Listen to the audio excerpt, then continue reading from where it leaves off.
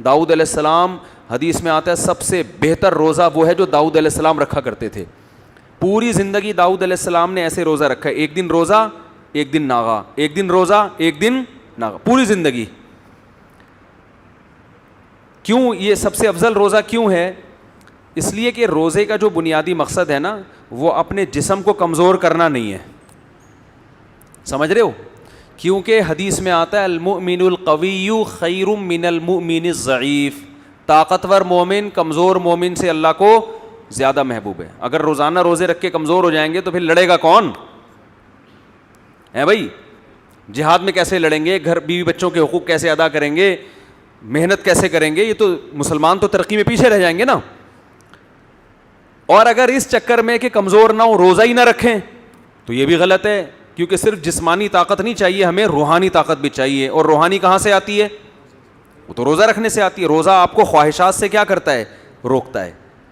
روٹی کھانے کا دل چاہ رہا ہے, نہیں کھا رہے آپ, تو آپ میں اپنے نفس کے خلاف ایک قوت پیدا ہوتی ہے. بھائی دنیا میں سب سے بڑا مسئلہ یہی ہے نا کہ جو دل چاہتا ہے بس کرنے کا سوچتا ہے انسان, اب قوت برداشت ہی ختم ہو گئی ہے نا.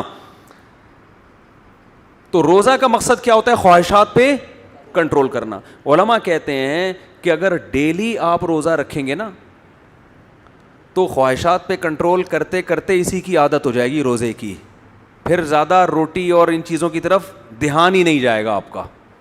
سمجھتے ہو؟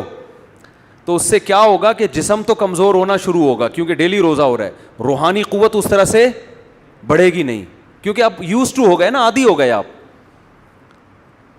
تو وہ کہتے ہیں ایک دن چھوڑ کے روزہ رکھنے میں کیا ہوتا ہے کہ عادت پڑتی نہیں ہے روزے کی, جسم بھی کمزور نہیں ہوتا کیونکہ آج نہیں کھایا تو کل کھاؤ گے آپ, باڈی صحیح سیٹ رہتی ہے. لیکن ٹینشن اتنی ہوتی ہے نا کہ روزے کی عادت پڑتی نہیں ہے آپ کو. ایک دن رکھا ایک دن چھوڑ دیا, پھر دوبارہ رکھنا بڑا مشکل ہوتا ہے.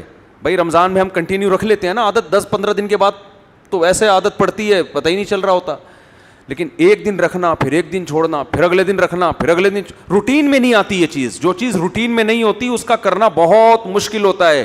تو اس لیے حدیث میں آتا ہے سب سے افضل روزہ کون سا تھا؟ داؤد علیہ السلام. ایک دن روزہ ایک, اور آپ کر کے دیکھیں آدمی ہل جاتا ہے, وہ نہیں ہوتا, اس سے عادت ہی نہیں پڑتی نا اس کی.